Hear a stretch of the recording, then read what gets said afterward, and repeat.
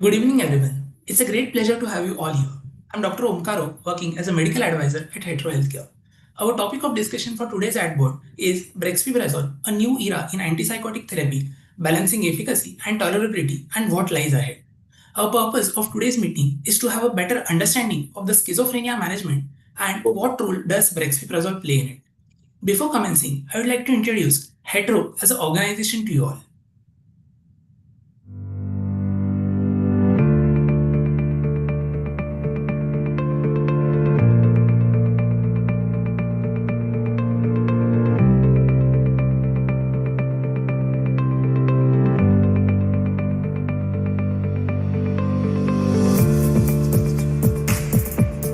At Hetero Healthcare,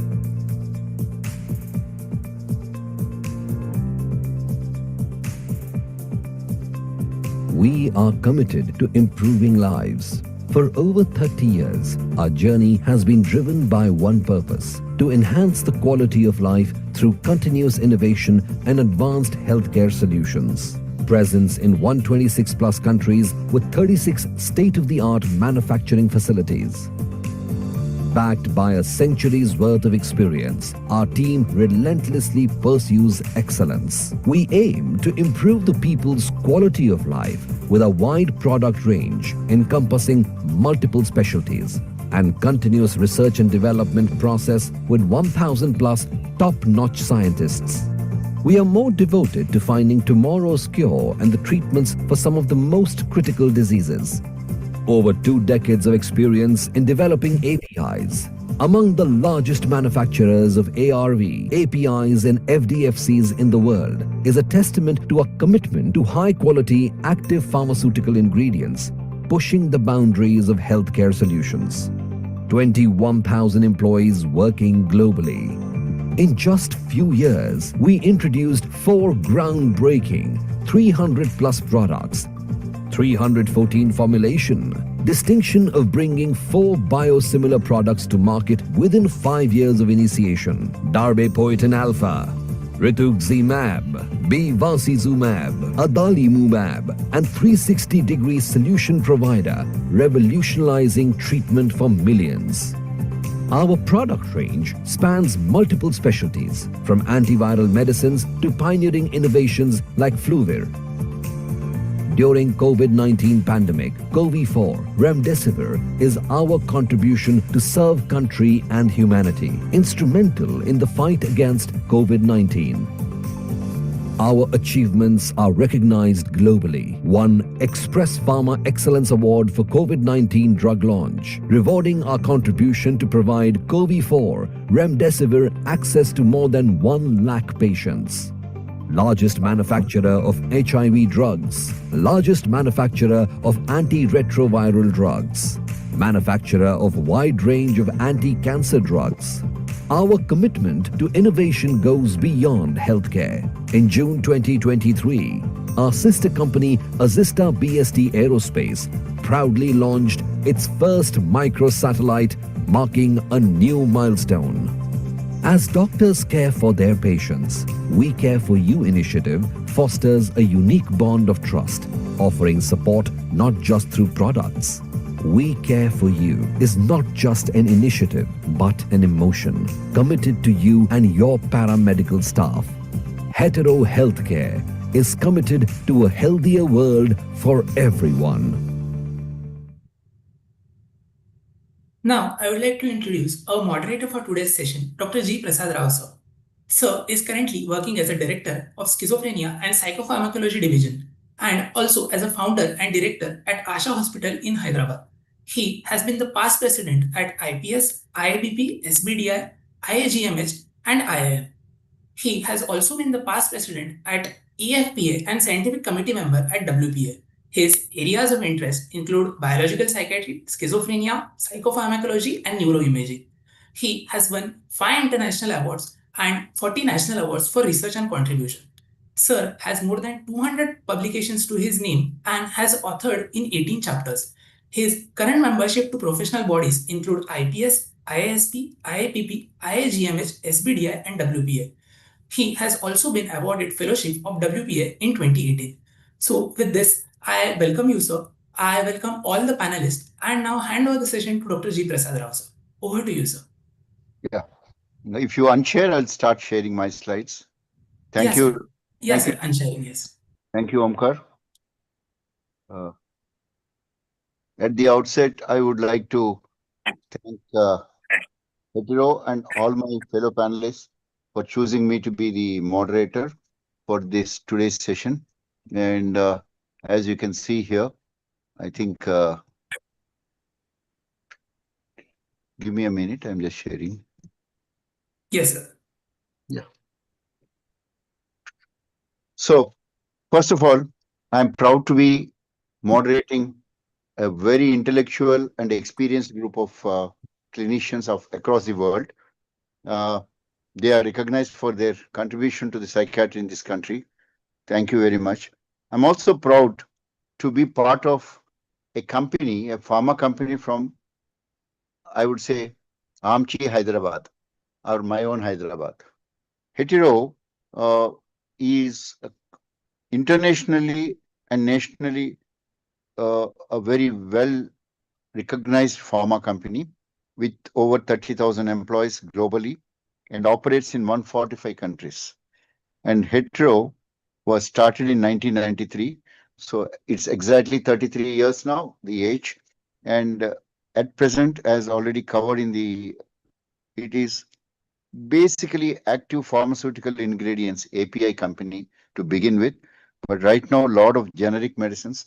In fact, a lot of generic medicines which we are marketing, which we are prescribing for the other market is actually developed by the Hetero. They are the custom pharmaceutical services.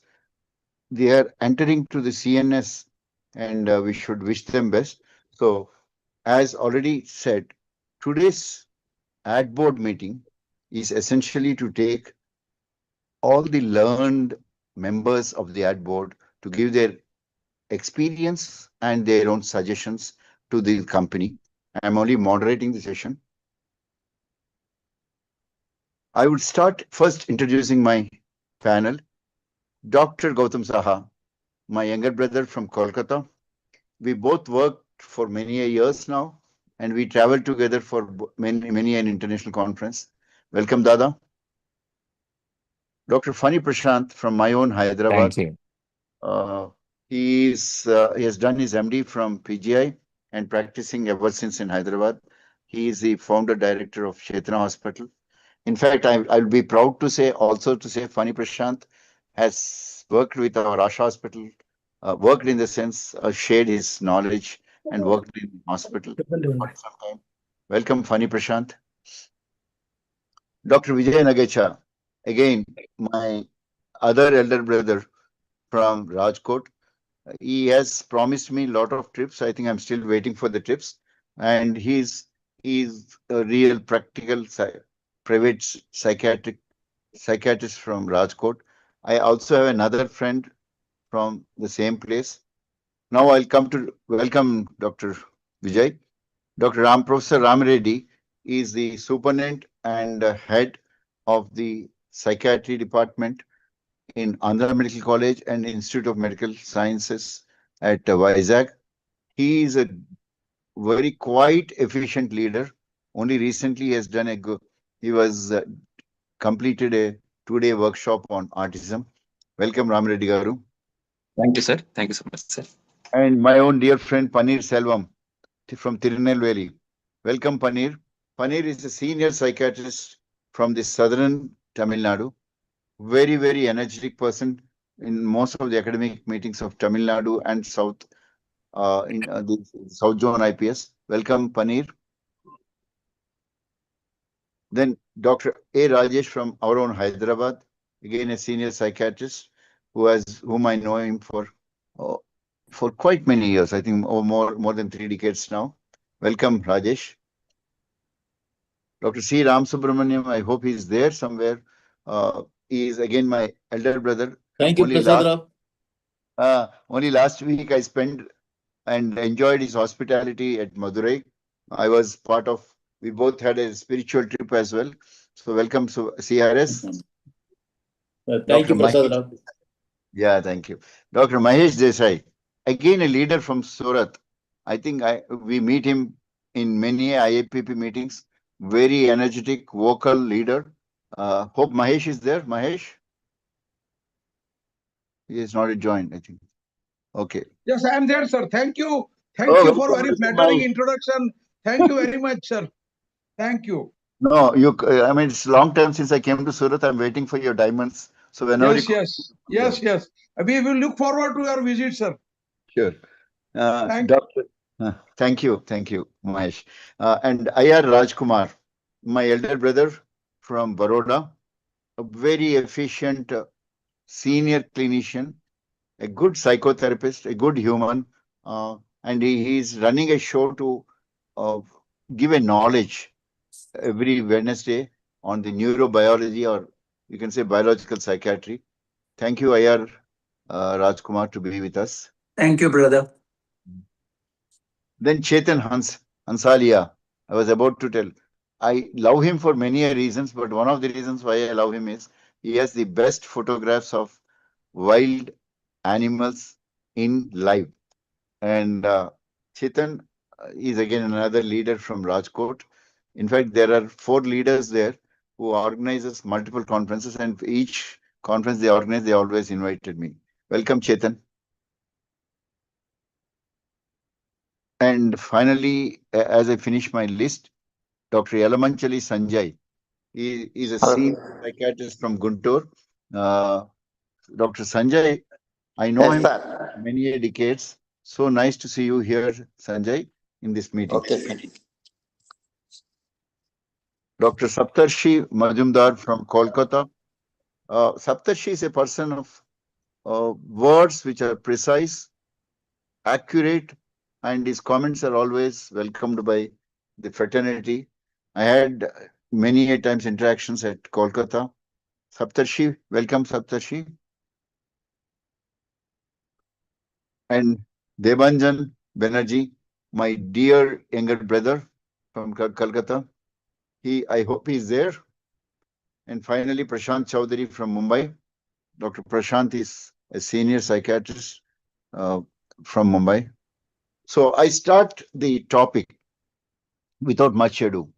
We know the one of the important treatment which every patient of psychosis and schizophrenia, of course, with a focus, this is the psychopharmacology or pharmacological drugs called antipsychotics.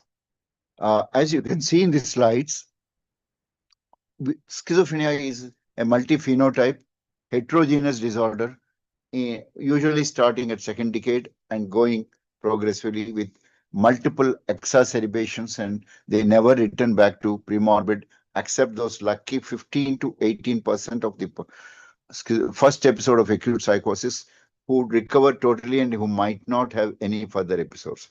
That means roughly 82% of all patients who have an acute psychosis are likely to go for chronic schizophrenia. And as you can see in this cartoon, we have the psychopharmacology predominantly working for positive symptoms, motor symptoms, mood symptoms, but as you see, and definitely improve the disorganization component, but which is the underlying pathophysiology of the treatment response. But we don't really have, as you can see, either for negative symptoms or for the cognitive symptoms. So I will start my slide with showing all the important molecules which our generation of psychiatrists have seen, starting from chlorpromazine, haloperidol, fluphenazine, thioridazine. I have seen all of them. Loxapine, perfenazine, trifluoperazine, except thioxanthine in 60s, I have seen in India. I hope that the seniors in this group have seen all this. In 80s, the first atypical molecule clozapine has come. Following that, in 90s onwards, you have a group of molecules called atypicals, which is called second generation or atypical molecules. All the molecules from lurasidone downwards, that is the lurasidone, brexpiprazole, cariprazine, and as you can see right in the down, lumateperone, are called newer atypicals, and these are the definitely different from the earlier atypicals. For sure, multiple meta-analyses have clearly shown that these second generation or all the molecules from clozapine onwards down are better than first generation in many a case from in the clinical controlled drug trials. Clozapine is probably the gold standard molecule for treatment resistance, and roughly 40 to 50% of our patients do respond to all these molecules. So there is a treatment resistance. Now, the next point onwards, it is all what I'm going to do is ask your opinion because that's what the ad board is for. And I'm sure most of you are experienced in psychiatry. So whatever questions I'm asking, this is for the hetero company. You are going to help them in formulating not only the newer molecule in the basket, which is brexpiprazole, but also the future agents which they are likely to get for us. So my first question is, and I'm sure this is a very simple question, so each one of you can answer one after other. Do you think there is a need for a new antipsychotic or a neuroleptic as yet? Based on we have roughly 20 molecules. Among the 20 molecules that we all use according to the market figures, which I have the data with me, the top 6 molecules are risperidone, olanzapine, quetiapine, aripiprazole. Then we have little lower down paliperidone tablets, and finally amisulpride. These are the top 6 molecules we are using. So may I start with CRS? Do you think there is a need for a new antipsychotic neuroleptic molecule? Yes, definitely. Definitely. Because Hmm. even with the present antipsychotics, there are certain symptoms which are not responding. And another important thing is the side effects of the antipsychotic, it is more. And the third, in certain comorbid conditions, our hands are tied. So I think there is a need for new antipsychotic which addresses all these problems. Thank you. Rajkumar, Anna? Yeah, definitely there is a need for the negative symptoms that we have been facing up. Secondly, some of the metabolic symptoms that are coming up, syndromes that are coming up, we need to find an answer to that. So something that can bypass this and give us a better relief of the symptomatology is worth it. Yeah. Mahesh Desai, bhai? Actually, sir, not only we need a new antipsychotic, but we badly need new safer antipsychotic because antipsychotics have really given all of us a real bad name, and the compliance part, which makes ultimately a huge difference in the outcome, is always going to be affected by the safety of the molecule. So I would like to have a molecule which I can prescribe for 6 months, 1 year, without betting an eyelid. I can tell the patient confidently that I want you to take it for 6 months and report. So I very strongly feel that we need a new good molecule, and that too, as Dr. Rajkumar said, for negative symptoms. Thank you. Thank you. Sanjay?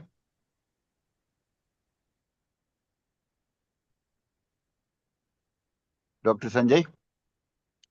Okay, Prashant Chaudhary, you can answer. Do you think there is a need for a new antipsychotic? Yes, sir, definitely. I think although we have the antipsychotics, many antipsychotics available, I think there is definite need for a proper phenotyping of the patients.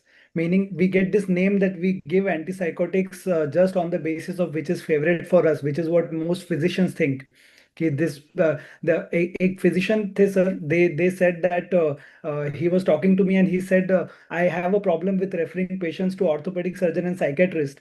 He said because all the different psychiatrists and orthopedic surgeons have different opinions.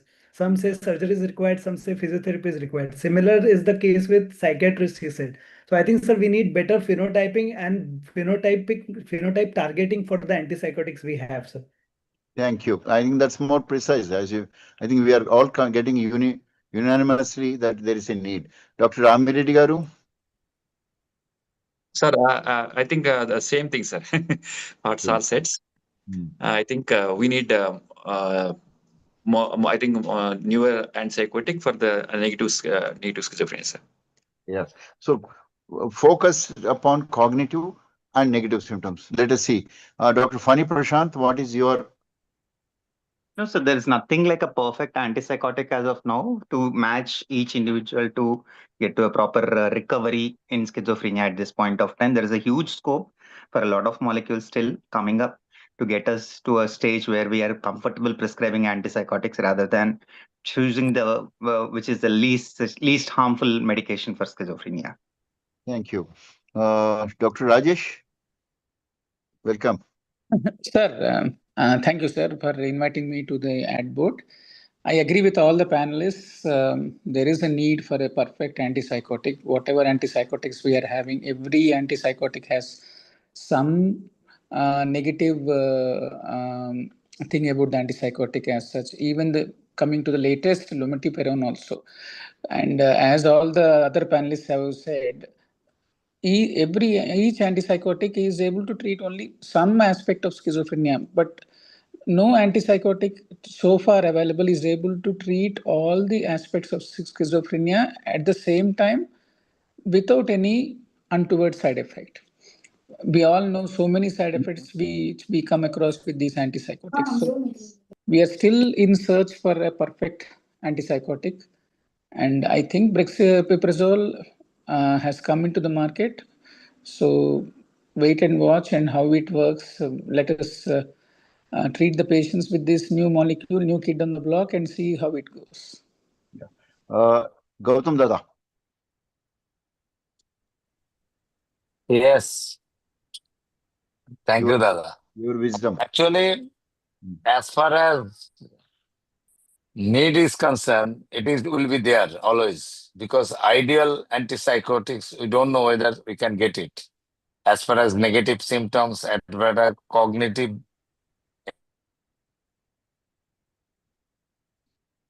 file, all, and also the price is also one of the most important point in India. So considering everything, still we are searching for the ideal antipsychotics.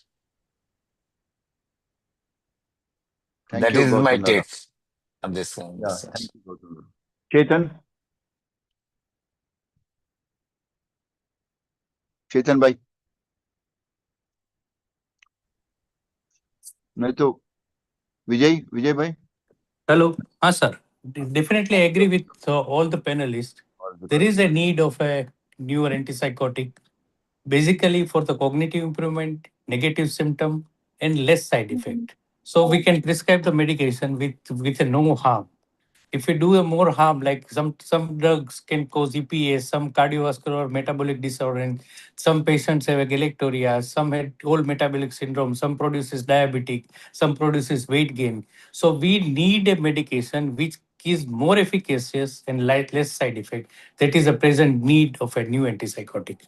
Thank you. I think we are all unanimous on one thing. One, there is a need. Second, not all molecules are safe from the tolerability point of view. And also, I think, as told by a lot of panelists, that there is no clear targeted molecules for cognitive symptoms on one side and negative symptoms on the other side. And likewise, for treatment resistance, I think we still need a lot of things. So this is my summary. Now we'll go to the second question. Among the molecules available, what are the top 3 unmet needs for schizophrenia management? What are the problems or top unmet needs? Now I'll start with Gautam Saha first. Yes, brother. What are the 3 top unmet needs in the schizophrenia management of psychopharmacology? Number 1 is negative symptoms. Number 2 is definitely cognitive improvement. Number 3, side effect profile, especially like right now we are very important for the female patients, right? amenorrhea or anything. These are the things which you have to prevent. Yes. So you have done the top three properly. I might just summarize the third point as a metabolic and hyperprolactinemia as a point. Yes. Funny, Prashant? Metabolic side effect is very much less in second generation also. But the problem is that weight gain, and I think whatever you tell actually, the weight gain and infundibular pathway, I mean that amenorrhea and menstrual problem, that is important. Funny, Prashant? So in that sense, a drug which is very efficacious at the same time safe, okay, is the first unmet need, which I feel is the top on the list. Okay, and then the second thing is cognitive dulling. Okay, all antipsychotics to some extent cause that laziness, that dullness, which leads to dysfunction in a functional setting for a cognitively challenging role in a job. Okay, and then the third thing is to be metabolically safe. These are the three top unmet needs, is what I feel. You added to the list the secondary negative symptoms as an important component. Dysphoria also as an important component. Rajesh? Same thing, sir, as Fani has pointed out and Dr. Gautam Sir has pointed out. Same, I agree with all the three things. One is the metabolic side effects. Second is improving the cognitive symptoms. And the one more thing which we are commonly facing nowadays is we are resorting to polypharmacy because there is no perfect antipsychotics, so we are mixing various antipsychotics together. So that is adding to the burden of the patient. So much cost of the treatment is going up, and many patients come and complain that we have to take so many drugs.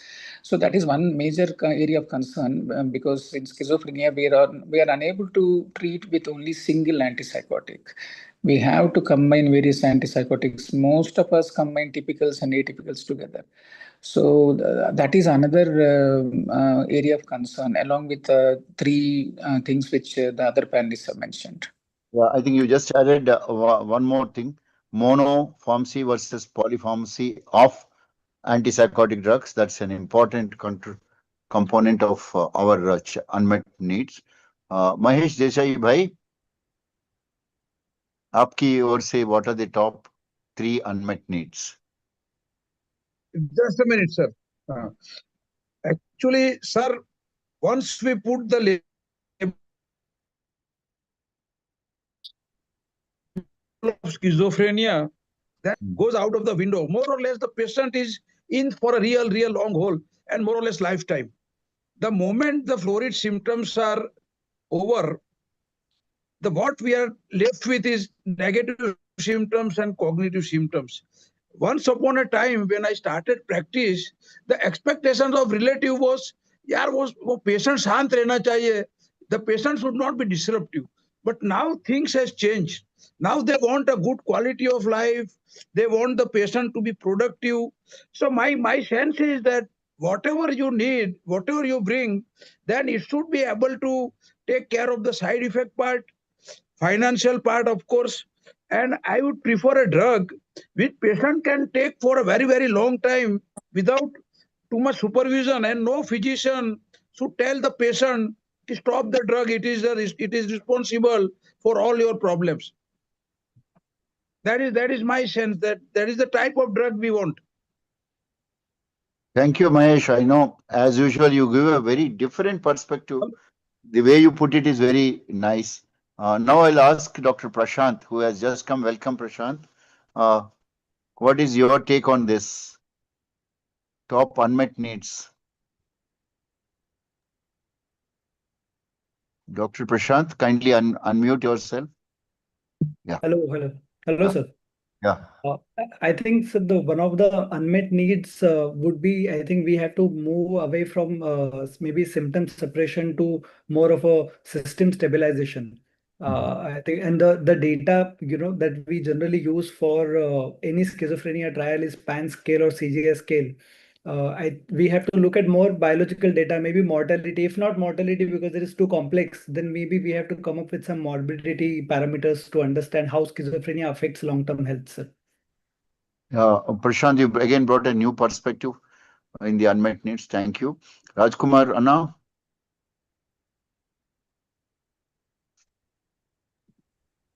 I think I concur with Mahesh's view. When we started treating psychiatry, then it was only symptom control which was expected by the relatives. Over a period of time, they wanted him to be productive. Later on, they wanted him to be financially independent. Now they want a better quality of life. So being able to address these aspects of cognitive decline, which is going to be seen, negative symptoms, which is going to be seen, a host of adverse effects which are coming up, the metabolic syndromes which are coming up. How do we address that and how can we cope up with that? I think these are the areas which are of prime importance today, which we are unable to cope up or find an answer to. That's my take. No, your take is quite precise. I think that's what the changing pattern and changing, you can say, goalposts we are changing in terms of for a quality improvement. Thank you, Anna. Dr. Chetan? Yes, sir. What is your take on this top 3 unmet needs in schizophrenia pharmacological management? Usually, no metabolic side effect, easy efficacy or fast efficacy, and cost. Yes, I think again, cost is coming repeatedly by the panelists, expert panel. So that's a very important because this is a chronic disorder which may be for life also. So we need that also important. Because many times because of cost, patient discontinue the medicines or change the medicines. Exactly. Dr. Reddy Garu, what is your important points on these 3? Ramireddy Garu. Sir, I think first is negative symptoms, sir, then cognitive symptoms.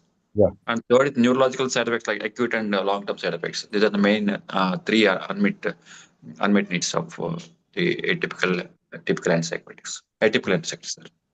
These points were covered, but I want to put it in some order so that this would be a message to the heteropharma. What limitations do you find for the existing atypicals? We all answered in multiple fashions. I'm putting them into 3 important things: efficacy, tolerability, and adherence.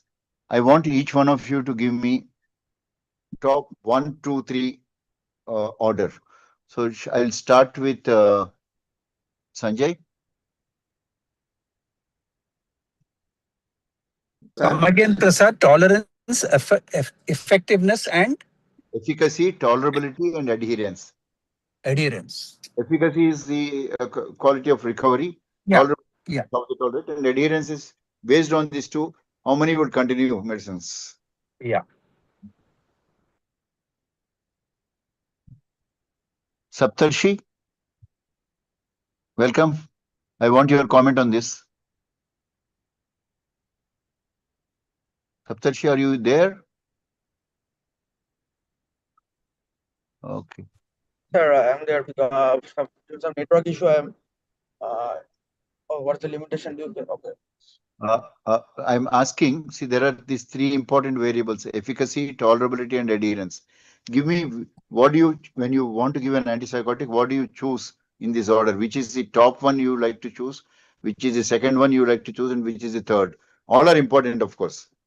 Not that we are delimiting anything, but I want to choose as an efficacy purpose. For the first choice, my practice is olanzapine, and the second one, olanzapine followed by risperidone. But regarding the adherence criteria, olanzapine and risperidone both are not so much tolerable because there are lots of side effects like metabolic side effects of olanzapine and hyperprolactinemia in females or EPS in case of risperidone. So the other atypical antipsychotics like aripiprazole or amisulpride are rather good for adherence purpose. Good. Thank you. Gautam Saha, what is your take on these three? What is your importance, order of importance? Efficacy, Importance, definitely efficacy is number one.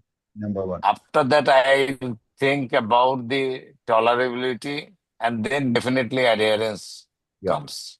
Thank you. Dr. Prashant? In this order only, what is it is written. Yeah. I know I have kept it Hello. random. So you chose my random only. Dr. But Prashant. Yes, if sir. somebody cannot tolerate the medicine, then definitely how can I continue that medicine? But as of whatever you have suggested, without efficacy, I cannot write. I will start first. I will see the efficacy. Then definitely whether in the back of the mind, I think whether this patient will tolerate this medicine or not. And after that, the adherence will come. So this chronology will be there. CRS, sir? You have a I very think long my first experience. choice is efficacy. And also the patient should tolerate the drug. If both are present, definitely there will be an adherence. So you agree with this order? Yes. Funny Prashant? What is your choice? Do you want to shuffle Sir, this? I have a doubt. Yeah. No, I don't have an issue with this order in which people are choosing about the antipsychotic. I thought the question was on limitation when you're writing existing atypical antipsychotic. Yeah, If the but limitation for me, yeah, you can come with the limitation also. yeah. So in the limitation wise, if I look at it, okay, adherence, tolerability, and efficacy goes in the opposite direction because all of them are efficacious. We do understand that we can easily write any antipsychotic because they're all efficacious. But whether they're likely to be taken for a long time, whether the patient is going to tolerate it or not, is the limitation for us to prescribe the antipsychotic. Okay, I look at it in that. The question just reverse with that's all. Again, the reason why I asked is we are looking for new molecules. So in the newer molecules, what would be your choice? Efficacy, tolerability, adherence, and of course, limitation obviously comes with Opposite direction. Yeah, that's what I thought. Ramireddy garu? Sir, I think whatever the things are there in the slide, I think efficacy, tolerability, and finally adherence. This is the sequence. Thank you. You mentioned on the slides. Sir. Vijay Nagecha ji? Okay. Now we'll go to the next part of the question, which is, I'm sure most of you would agree that these are the top 5-6 molecules which is being prescribed by us in this country. In fact, the largest market share is a competition between risperidone and olanzapine, followed very closely by quetiapine and then amisulpride, and finally, I'm talking about the figures till last year, of course, and finally aripiprazole as a share. So I want you to look whether this new molecule which we are trying to look is anyway likely to be different in terms of efficacy, tolerability. So each one of you can give a 1 minute short answers for this. I'll start with Rajkumar ji. Let me submit myself. I will never start a molecule unless and until it is available over here. With the literature, what is available, I would not be very confident in using it on day one.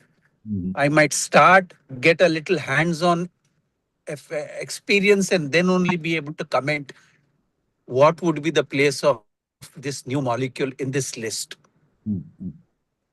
Yeah. Okay. That's a fair answer. Yes, unless we want to. But what I was actually looking in this question is these key drawbacks of risperidone, olanzapine, amisulpride, and quetiapine.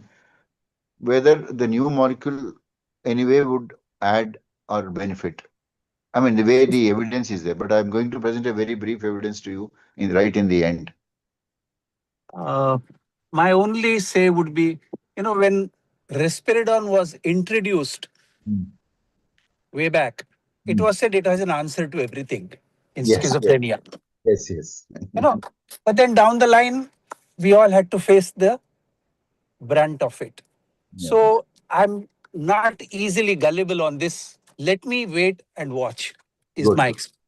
Good. Dr. Mahesh bhai?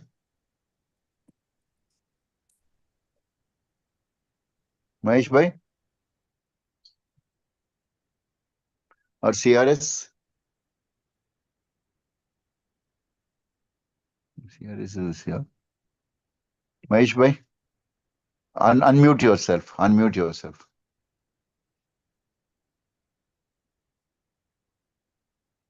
Sir, actually, I would like to bring something from that first question also, sir. If you allow me, sir. Sure. No, this is a knowledge. Hello. Yes. I am coming to it. Acha, okay. Let me do that, sir. It is unmuted, sir. You can't listen my voice, sir. We can hear your voice, yeah. I am already.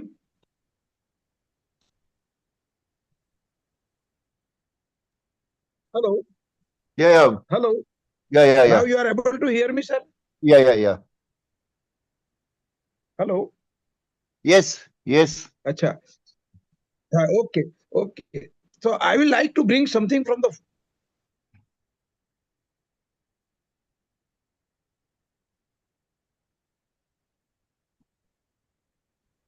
The first thing I would naturally want is efficacy.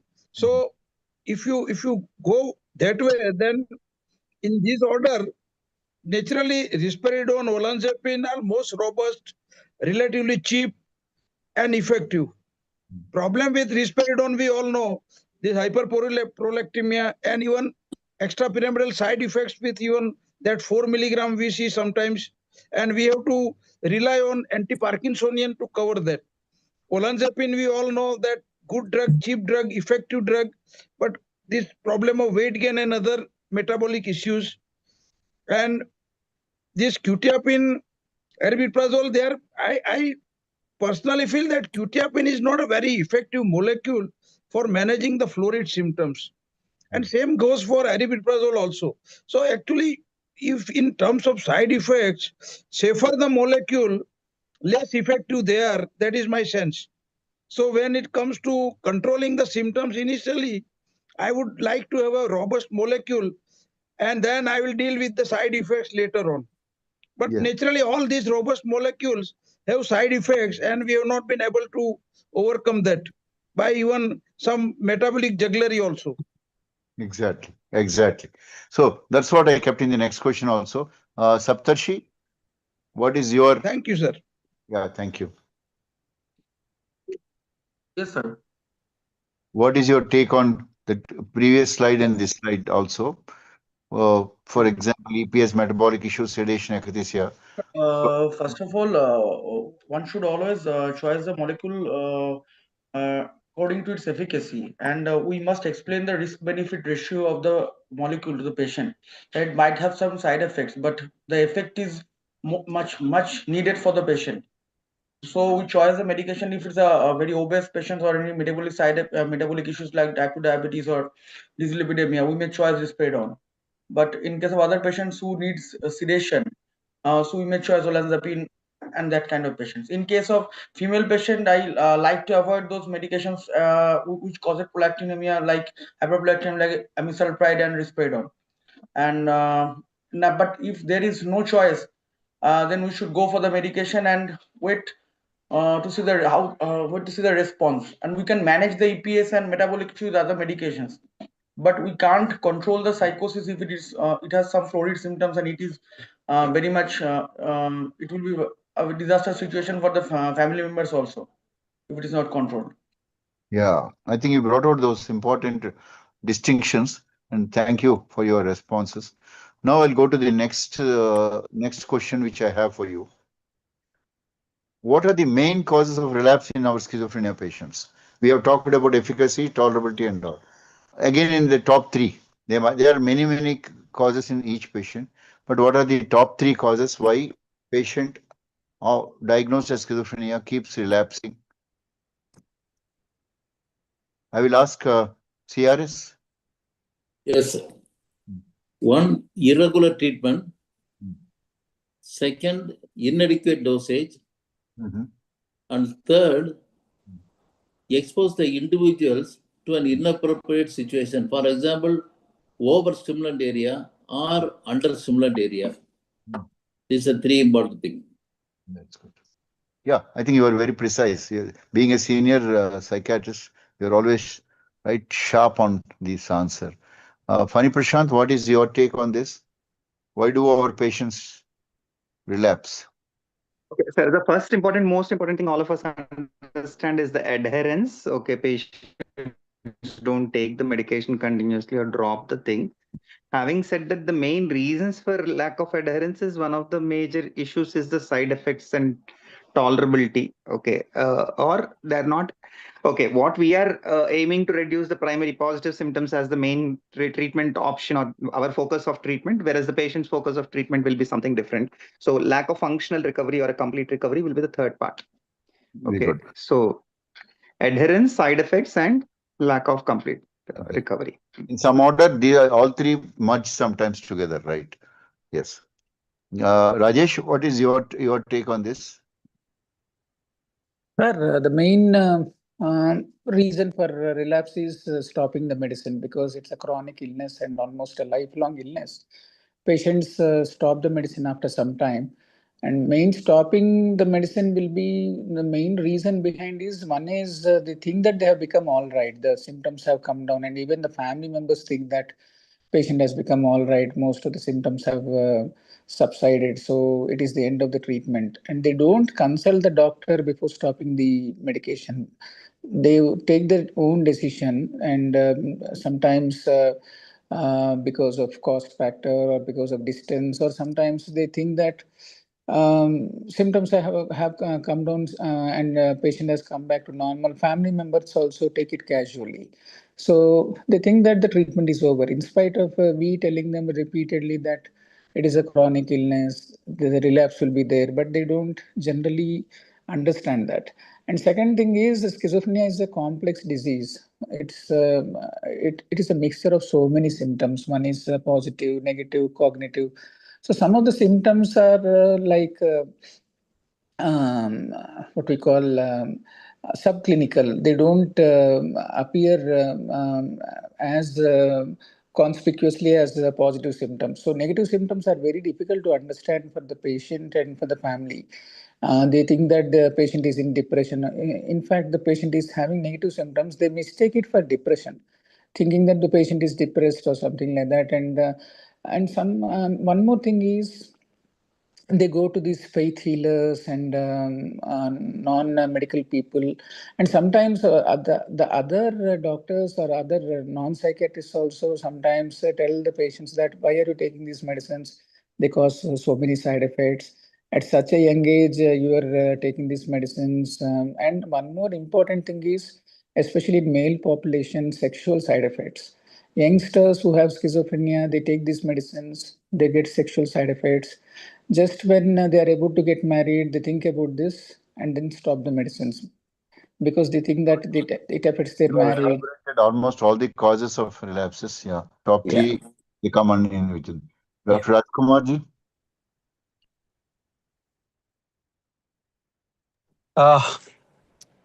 As enumerated by my colleague, all are there. But more important is the stigma which is associated with the illness makes it difficult for compliance to be there. They feel the relief a little and they want to get off the medications at the earliest. This is added to the myths that are there, as well as the bad publicity which we get from our own colleagues, from our own medical fraternity, who are not knowing about the medications or the illness. somewhere make it difficult for the patient to continue with the medications. Adverse effects definitely are there, which is going to be a big barrier in the compliance issue also. So I think all what has been enumerated, I second it wholeheartedly. So that's what we call Rajkumar's effect. He identified three different things: stigma, especially, and the family and caregivers' approach to the disorder as an important variable. Thank you, Mahesh Desai ji. Yes, sir. Actually, Dr. Rajkumar took away words from my mouth. Yes. You know, unfortunately, sir, unfortunately, our fetish for mind is we are not able to still convey the message that schizophrenia and all these are serious brain disorders. Exactly. So actually, what we can do is our effort should be to convey a message that you don't have any problem taking anti-diabetic, you don't have any problem taking anti-hypertensive. No one bothers to ask their physician कि उसकी side effect क्या है. And in first meeting, before I prescribe anything, they are asking me कि साहब आपकी दवा का side effect तो नहीं होगा ना. So you know that confusion about side effect and adverse effect, we have not been able to remove that. And my other panelists has covered everything, but another thing is human nature. Mukesh Ambani, when he is down, he is ready to take 100,000 rupees a day medicine. But the moment he recovers, बोला यार अभी इतनी महंगी दवा का क्या करे यार. The human nature is that once they recover, they feel that why to spend the money.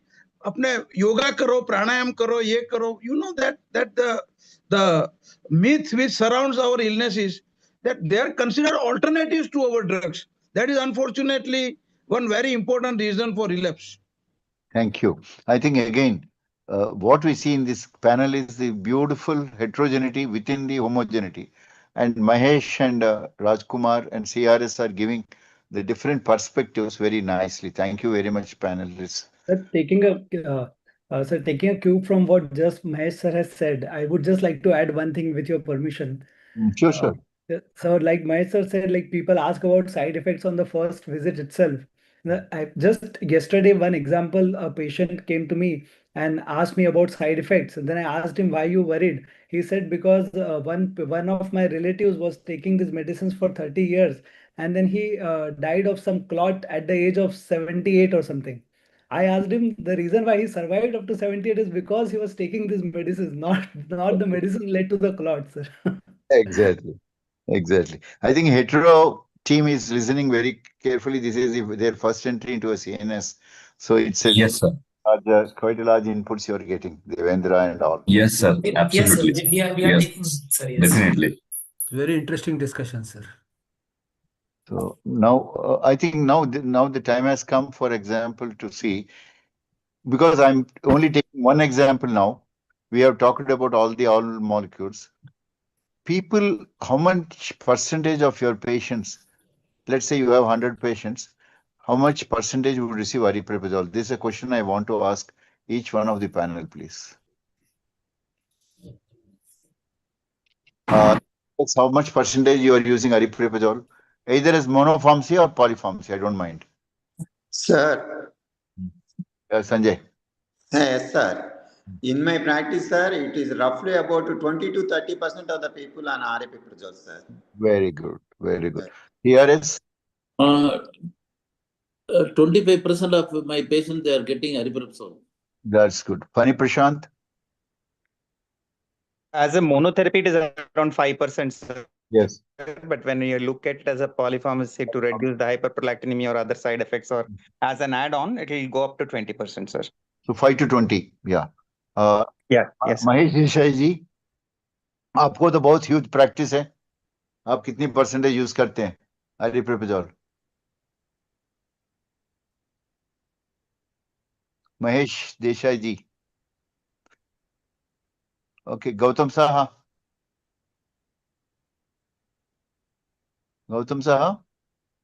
15 to 20%, Dada. 10 to 20%, good. Now, Whom am I left with? Yeah, well, give me a minute. I'm just looking the names. Yes, aripiprazole I use for those patients, sir, who are settled, no florid symptoms, no positive symptoms. Negative. As a monotherapy, sir. Good. Hello. Yes, yes, Hello. you're audible. You're audible. Yeah. Hello. Hello. Yes, sir, you're audible. Can you listen me, sir? We can hear you. We can hear you. Ramireddy Garu, how much percentage of your patients are on? Usually as a monotherapy, 25%, sir. 25%. Maybe. Again. Sir, Huh. I will tell you an interesting thing. I have one patient, a female patient, who is on aripiprazole since 25 years. Yes. Only single drug, 10 mg, and she's still doing quite well. So aripiprazole is, in that regard, it's a very fascinating molecule. If it works very well for certain patients, it is really helpful for the patient because, especially for female population, it doesn't have any side effects and they're very happy and they take it for years together. Yes. And in my practice, as the other panelists, I am also giving almost 20 to 25% of my patients are on aripiprazole. Mainly as maintenance, sir, not as in the acute stage. Now, the reason why I asked this question, we all agree on one thing. My own practice also, around 20 to 30% of our patients do receive aripiprazole either as monopharmacy or part of the other polypharmacy as an efficacy parameter. Now I'm going to quickly finish in the next 5 minutes the new molecule which is likely to come to our armamentarium in practice, brexpiprazole. In fact, brexpiprazole comes, as I told right in my introduction, along with lurasidone, cariprazine, brexpiprazole, lumateperone. These are the four third-generation antipsychotics. Brexpiprazole is indicated only for treatment of schizophrenia in adults, unlike the cariprazine and lumateperone, where it is also useful for bipolar depression. The strengths are very almost six varieties of strengths. We have 0.25, 0.5, 1, 2, 3, 4. Ideally, we should start with 1 milligram at the dose and then slowly increase up to the target dose for both for positive and negative symptoms. There is some evidence at this point of time is that for negative symptoms, it has efficacy. As I am showing, the recommended target dose for a positive symptoms is 2 to 4 milligrams. Maximum is also 4 milligrams. There is, because in the clinical trials, double blind, beyond 4, there was not much increase in efficacy, but increase in the side effects profile. I would very briefly cover in the next 2 slides because we are already into the 8:30. As you can see, this is one I borrowed essentially from Stephen Stahl's one presentation. You find a very significant, the larger the size on this is a receptor size, it has that much more potency. For example, this molecule, among serotonin, it has a very higher 2A and 2B, 2L much lesser. But very interestingly, it also has H21A, which probably accounts to some extent for the cognitive symptoms. In the D dopamine, we have predominantly D2 antagonism, but also has D3 and D4 that partially we might improve the negative symptoms and cognitive symptoms. But it doesn't have either histaminic action or the other. But again, as you can see here, you have a norepinephrinic action of 1B, which might explain to some extent the side effects. Now, compared to pharmacology, as I said, when compared to aripiprazole, this has far less partial agonistic action, unlike aripiprazole. So that's why probably this molecule is definitely different. But whereas antagonism is also, it is much less intrinsic. But I think the most important action of brexpiprazole is explained has much more potent actions in 5-HT2A and 5-HT1A and alpha-1B receptors. All the three much different than aripiprazole. In fact, brexpiprazole is generally considered as a congener or an evolution of an aripiprazole group. The drug has no significant effect of histamine, hence there is no sedation, no weight gain, etc. Nor there is metabolic symptoms in this molecule as observed in more than 2-year long follow-up studies.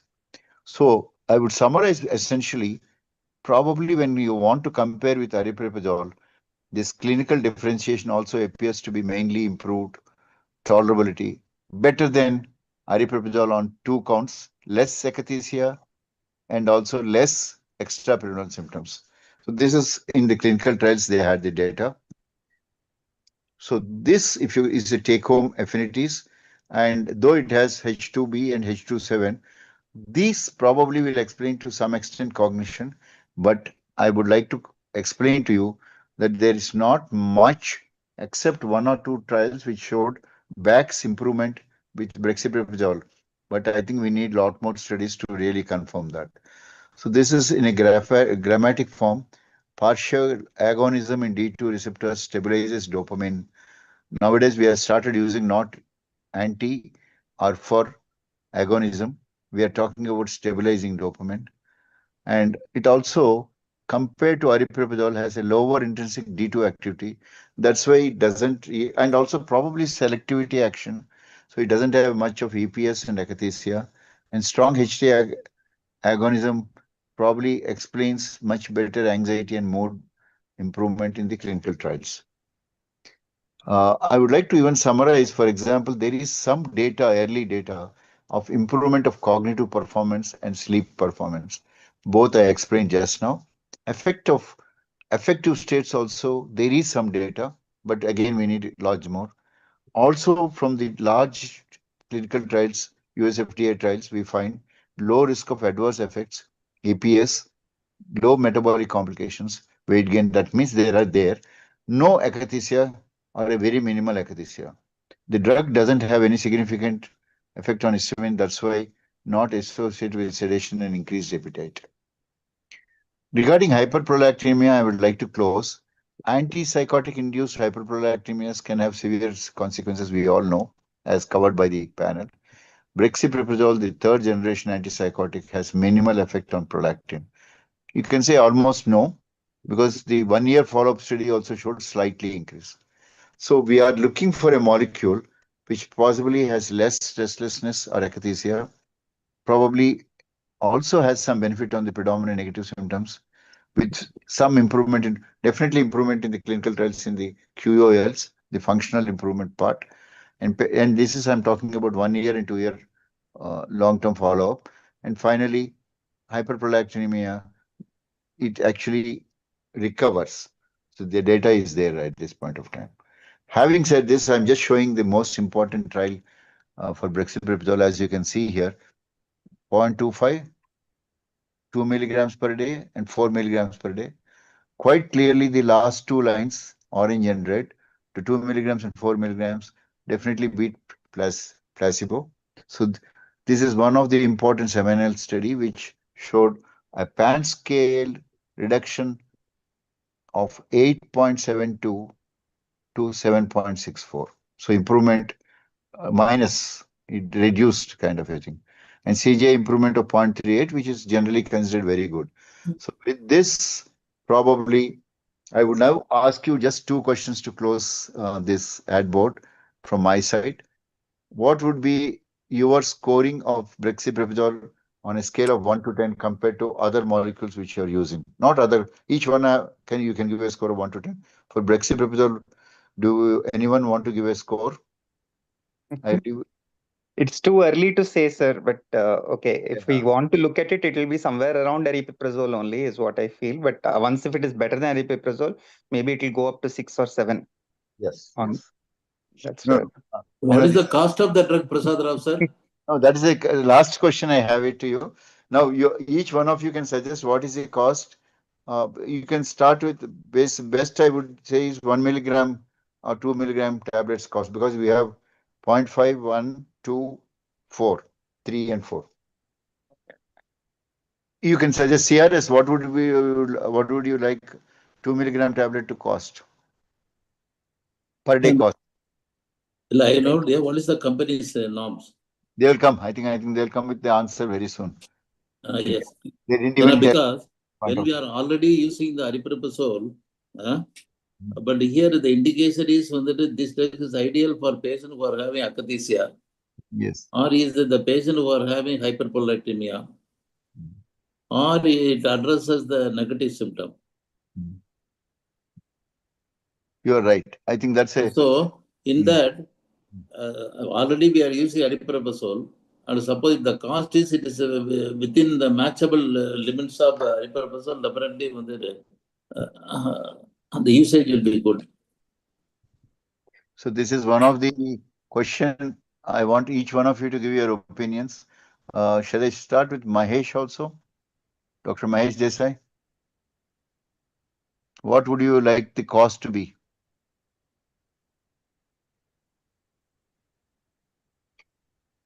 For us, if we give free of cost, it will be good. I know.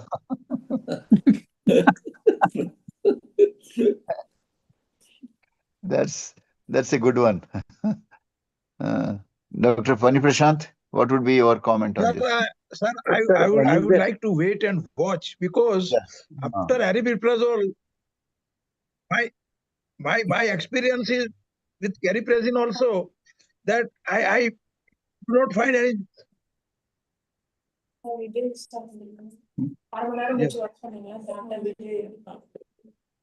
Sir, I think anywhere between like per day cost around, let's say if we are looking at least somebody taking it on a regular basis, around 600 rupees per month for the total cost be really an ideal thing. That is maximum of 20 rupees. If the 4 milligrams is placed at 20, you know where it will go. I think the research cost and all the company usually add up, but ideally it should be somewhere between 10-20 would be really a good thing is what it is. Rajesh, most of the people will be benefited. I think that's very fair. Rajesh, what would you say? But most of our antipsychotics, risperidone, olanzapine, I think risperidone 4 mg, if you are giving twice a day, that is 8 mg per day, it is costing, I think, roughly around 500 to 600 per month. So I think patients will be very happy if 2 mg tablet costs around 500 to 600 per month. This is reasonable for our Indian population, sir. Because I think this drug we have to give 1 mg twice daily or 2 mg twice daily, something like that. It is too early to comment, because I think after a few months down the line, we will have a fair opinion about this molecule.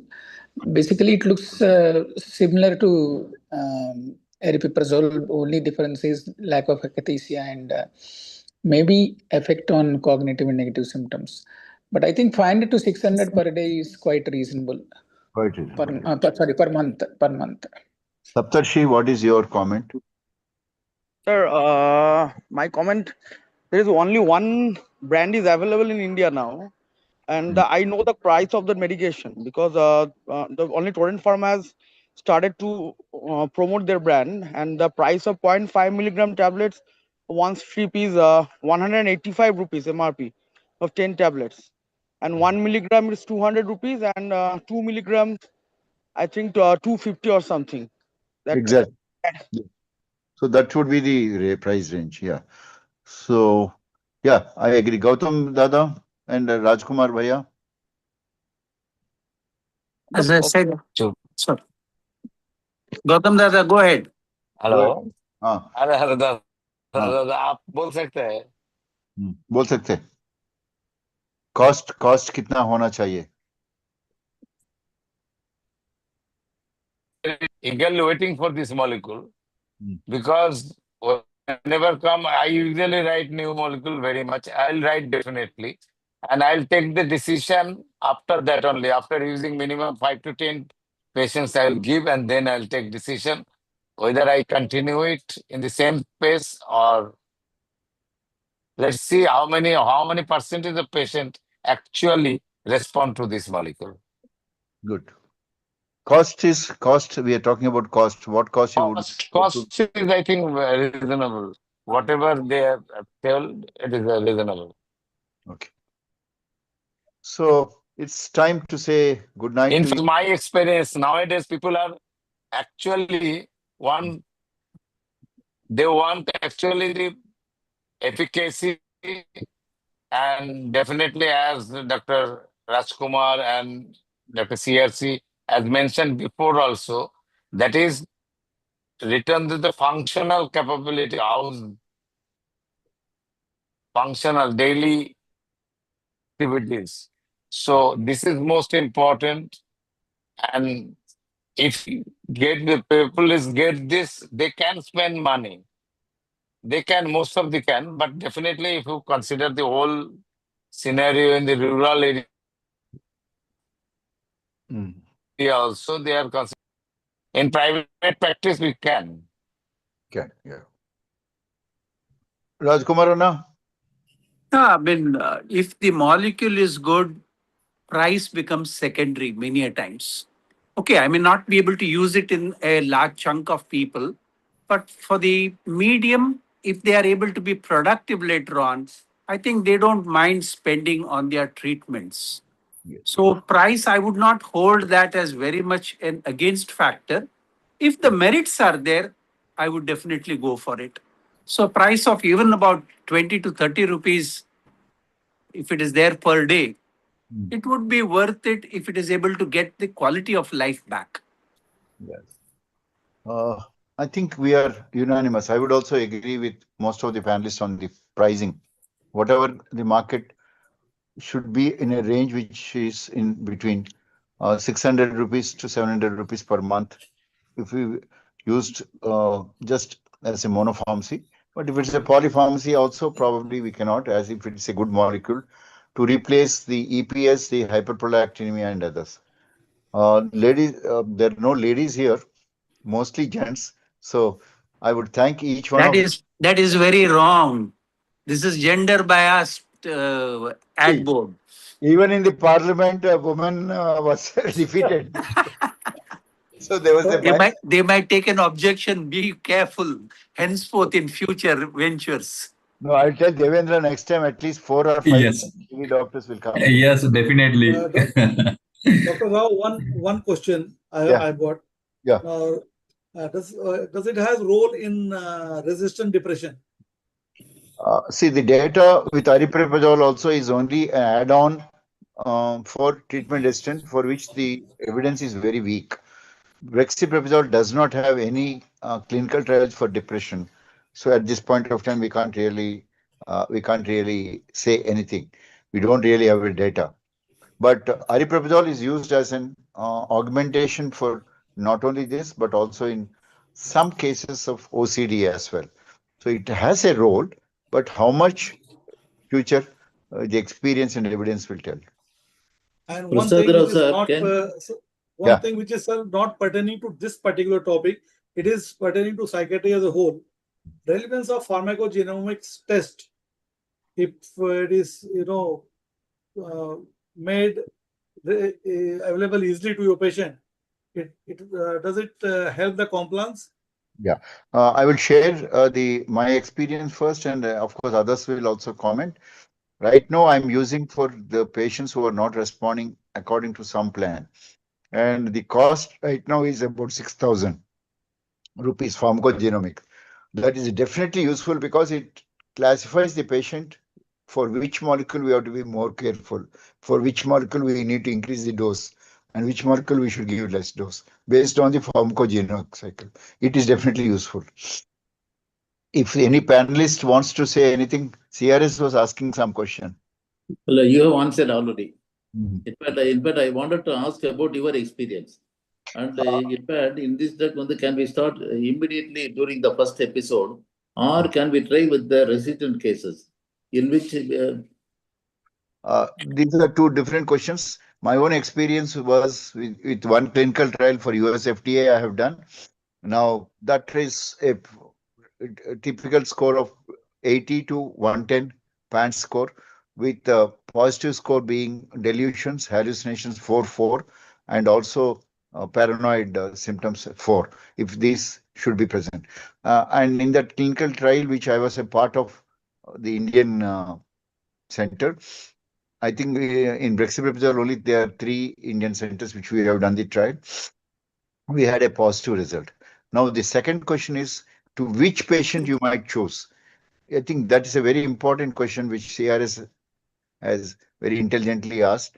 It is predominantly for negative symptoms and cognitive symptoms more than positive symptoms, because it is a congener of aripiprazole, and aripiprazole did not have a very great results in the positive symptoms even in the original trials. So that's what they take home. Would you, one question, Dr. Prasad. Schizotypal personality or simple schizophrenia, where there are no florid symptoms, would you use this? The second part I can't answer because I have not seen any simple schizophrenia, but you are right, schizotypal personality, and that where there is no very classical psychotic symptoms. This molecule seems to be having action because of its own profile. But how much that profile actually translate to a benefit in that group, I think again, and as you know, we keep getting schizotypal disorder much more in these days when we start looking for it, especially. Otherwise, we broadly label them as a depression, psychotic depression, etc., etc. No, I have recently come across, that is why this came to my mind. This is a boy who is BA, MA, B.Ed. I do not know how he could go ahead with that. I mean, an average student as far as education is intelligence is concerned, borderline 90 to 95. And in such a patient, a mixture of 2 molecules, aripiprazole and what is the antidepressant, sertraline, we have been able to see a significant improvement in 3 to 6 weeks. Yes. So that is what which came to my mind. Let me find out if it's any experience you have, as you were involved in the clinical trial. No, trial also. very less from clinical trial, because I had 30 patients whom I followed initially for 12 weeks and followed for the 9 months period as determined USFDA open label trial. Majority completed the trial. There was no serious adverse events.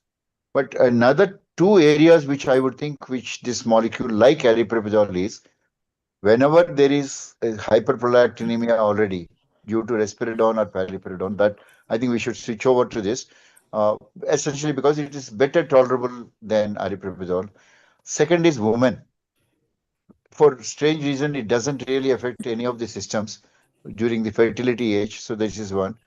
And a third indication, I'm opening my neck out for this. I'm right now planning to use for the BPSD of dementia. In fact, nowadays we are seeing, I'm seeing at least very 20% of dementias, BPSD coming almost every day, 3 to 4 cases for me.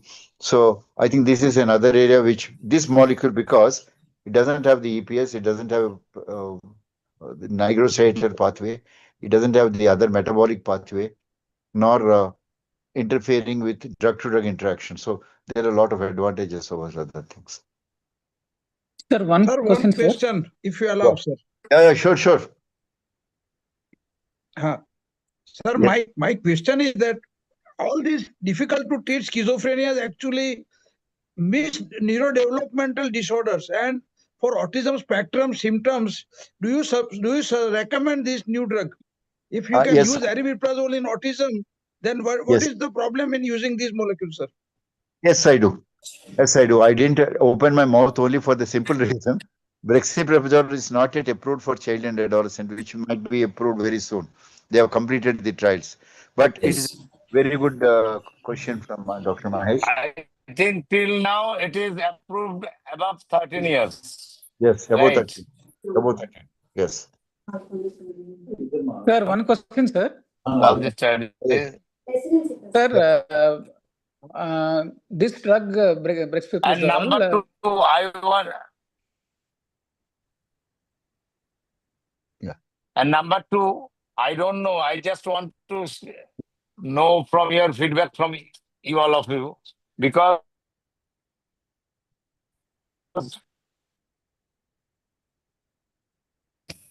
We are not able to hear Gautam. good or bad. But as far as lumefantrine is concerned, I have a very bad experience. What you people have, I don't know. Can you just throw some light regarding this? Lumateperone is a molecule which should be used carefully, initially at least, because all the side effects occur in the first week, and then after that they slowly develop tolerance, especially the drowsiness, dizziness, and of course somnolence. That's what they call it. But my suggestion in general, by experience, I have participated in 3 trials of lumateperone, and I have been using lumateperone for the last 6 months in a real world patients. You should not ideally switch over immediately, like patient is already on risperidone or olanzapine. You suddenly switch over to this molecule or add this molecule. There are a lot of grave consequences. But you start fresh and start using alone lumateperone. Of course, you can use with lithium and divalproate. It's a very good molecule that way. It's a very good drug. Slowly wait. Only problem is we have only 42 milligrams. So what I'm doing, especially whenever there are children or anything, I'm making half the capsule as a powder and mixing it in fruit juice and giving for child and adolescent. Right now, we don't have the 28 milligrams. Maybe soon they might introduce to us. See, there was a question about xanomeline and trospium. I'm already doing clinical trials, but it will come to our country only next year. It will come to our country only next 2 years. So before that, I think we will have to take a brexpiprazole.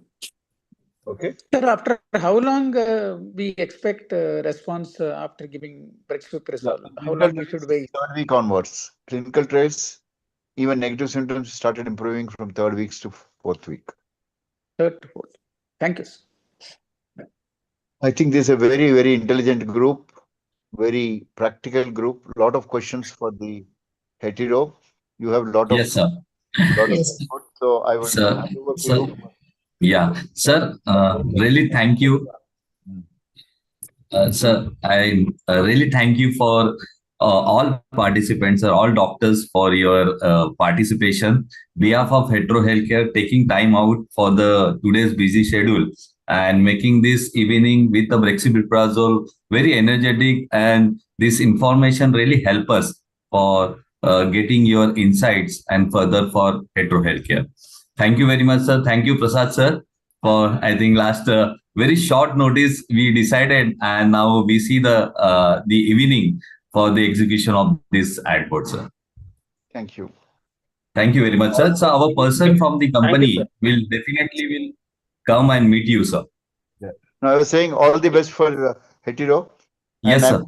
Thank you, sir. Hyderabad group is starting this, so Yes. a heads up for you. And yes.